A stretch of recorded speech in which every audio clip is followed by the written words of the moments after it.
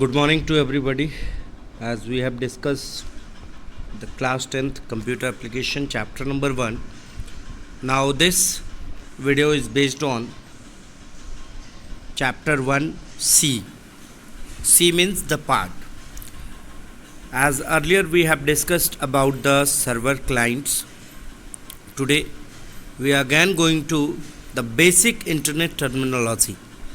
Means किसी भी internet को या किसी भी नेटवर्किंग को यूज़ करने के लिए हमें बेसिक कौन कौन सी चीज़ें जाननी आवश्यक होती हैं, जिसमें सबसे पहला पार्ट आता है that is called server. Server क्या होता है? सर्वर एक तरीके का प्रोग्राम होता है जो एक मशीन में आपके द्वारा दिए गए किसी भी इंफॉर्मेशन को स्टोर करता है और उसको अन्य लोगों से जोड़ने का काम करता है।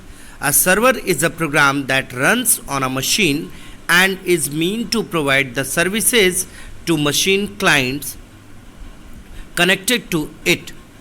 It accepts the request which come from a client, process the request, generate the response and send the required information to the client. मतलब वही चीज़ हुई कि हम अगर कोई रिक्वेस्ट जनरेट करते हैं, हम गूगल से कुछ पूछते हैं या किसी भी सिस्टम से हम कुछ पूछते हैं, तो वो अगर हमें आंसर करता है तो ही is known as a server. Now the communication between the client and server uses HTTP protocol.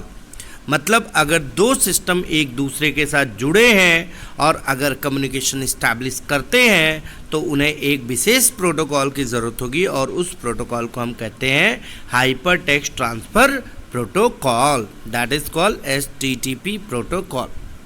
Now the second thing is client. What is a client? जैसे कॉमन वर्ड में भी हम लोग सुनते हैं क्लाइंट। क्लाइंट मतलब कौन?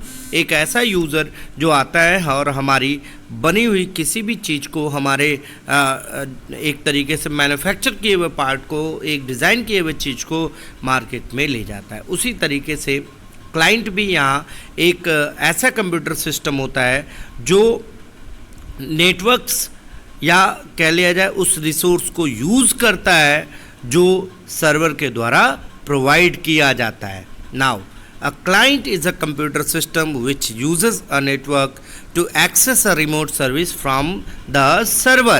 It carries out users client request to server, display the result sent by the server. It can access the application or information from the main server.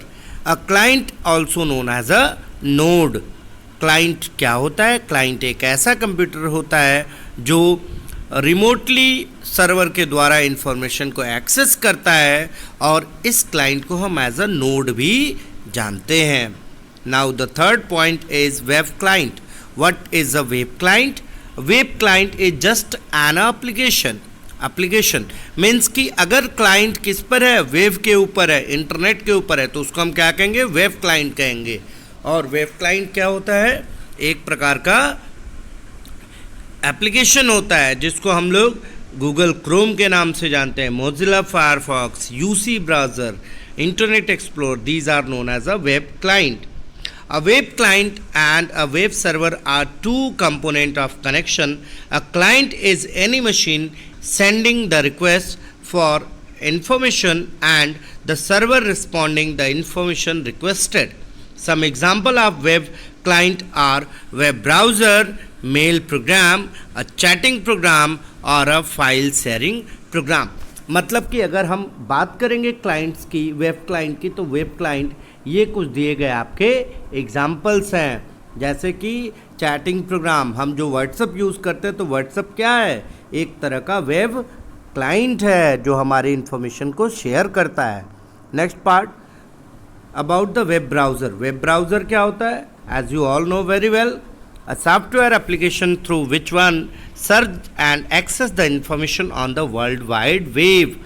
मतलब एक ऐसा सॉफ्टवेयर प्रोग्राम होता है, एक सॉफ्टवेयर ऐसा application होता है वेब ब्राउज़र जो हमारे द्वारा दिए गए जानकारी को सर्च करता है, ढूंढता है और उस एक्सेस को फाइंड आउट करता है। किसके ऊपर?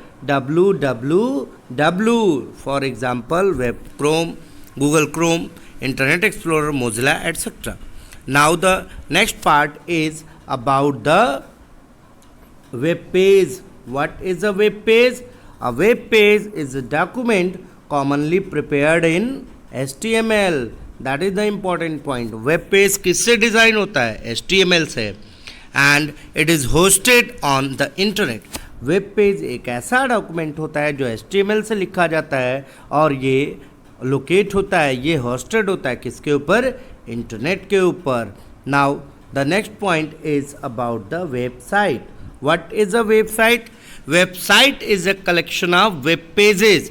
बट ध्यान रखना है कि वेब पेजेस कौन से? Inter connected web pages, interlinked web pages. ऐसे वेब पेज जो एक दूसरे से क्या हो? जुड़े हों. अगर जुड़े होंगे तभी उसको हम वेबसाइट कहेंगे.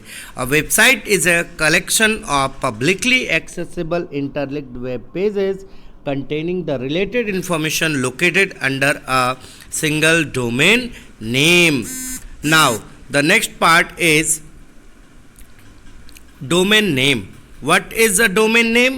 If we are going to discuss domain name, then we must be know that domain is known as a DNS. That is called domain name system.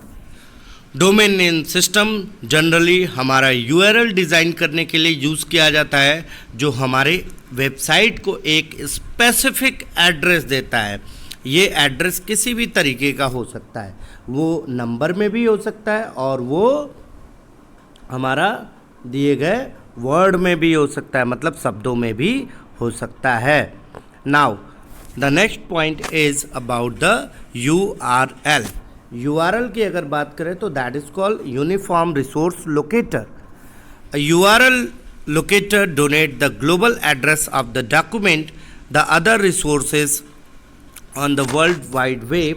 The communication between the web browser and internet resources possible by the identify each resources on the internet as a standardized manner.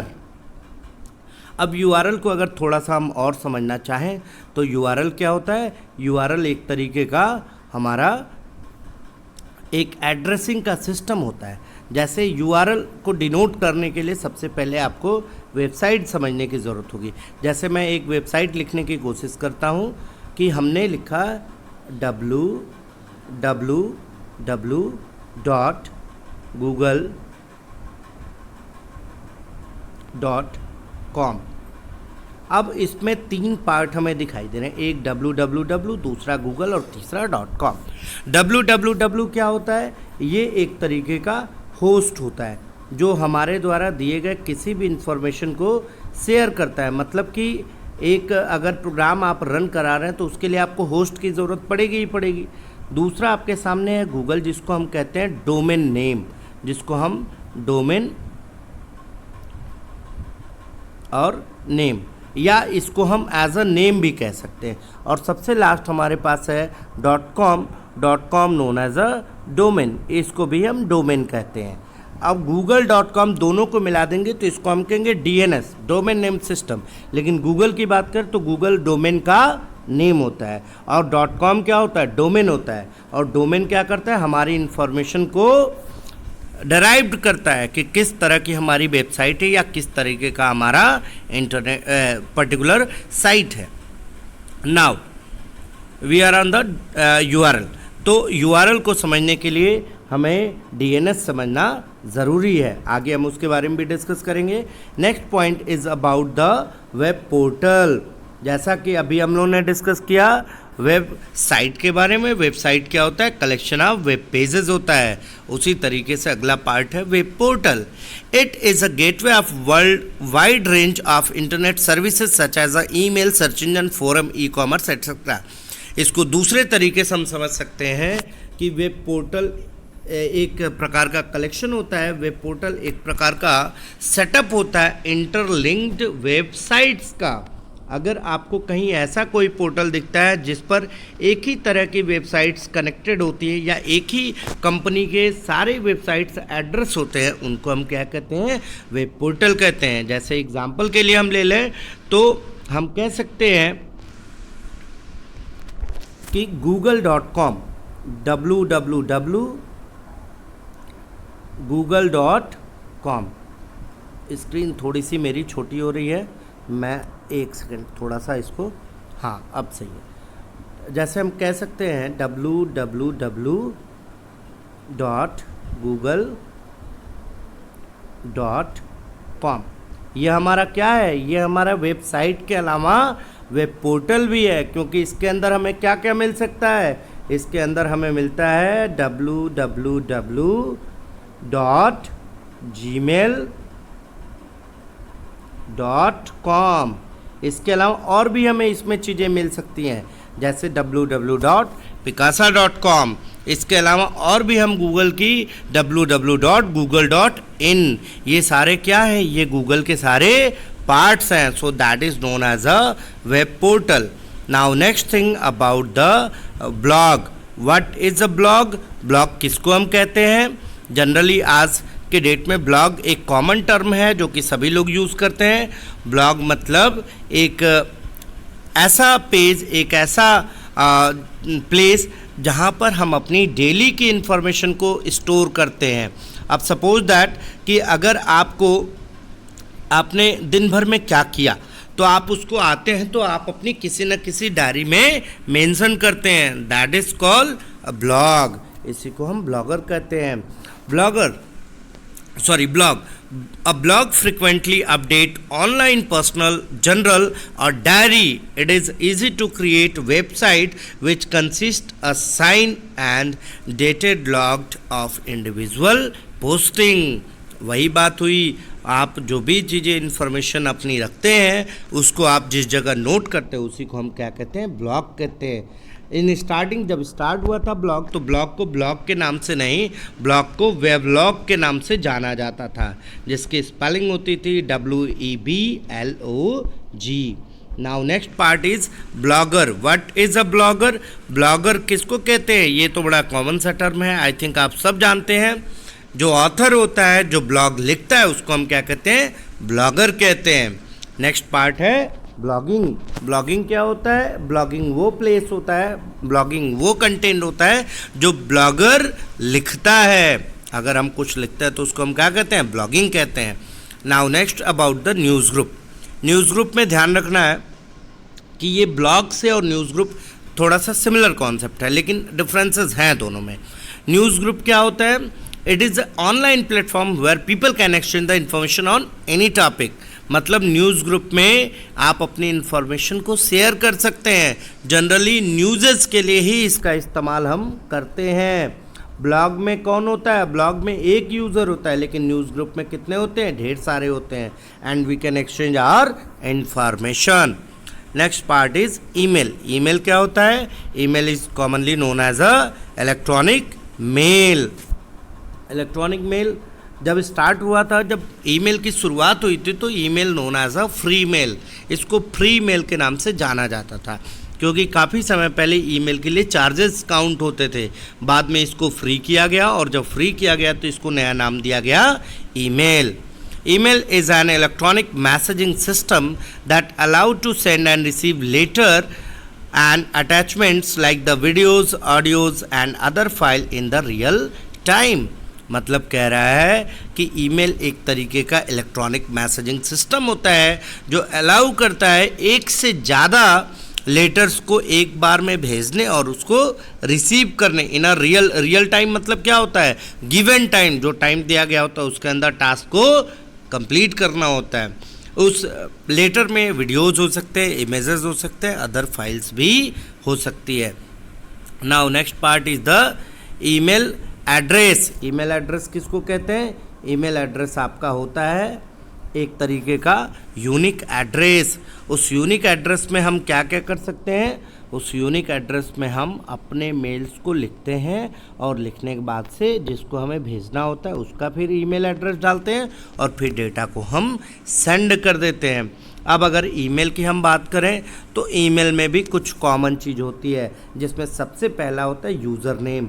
जैसे अगर आप अपना email address लिखते हैं, suppose that कि Rohit 24@gmail.com, तो जो रोहित है वो क्या है? यूज़र नेम है, और जो डोमेन है वो क्या है, जीमेल है, और .com क्या है, एक्सटेंशन है। क्योंकि अगर हम गौर करें तो यूज़र नेम सबसे पहला पार्ट होता है आपके ईमेल का, रोहित हो गया आपका यूज़र नेम, और डोमेन क्या हो गया, वो जीमेल हो सकता है, याहू हो सकता है, और लास्ट जो पार्ट हुआ वो एक्सटेंशन हो गया। अगर आपके डोमेन में, अगर आपके मेल में .in लगा है तो वो इंडियन होगा, .com लगा है तो वो कमर्शियल होगा। इस तरीके से हम डोमेन्स को आइडेंटिफाई करते हैं। आज के लिए वीडियो काफ़ी हो गया, चलिए नेक्स्ट वीडियो जल्द ही हम लेकर आएंगे। आज के लिए thank you, have a nice day, good day.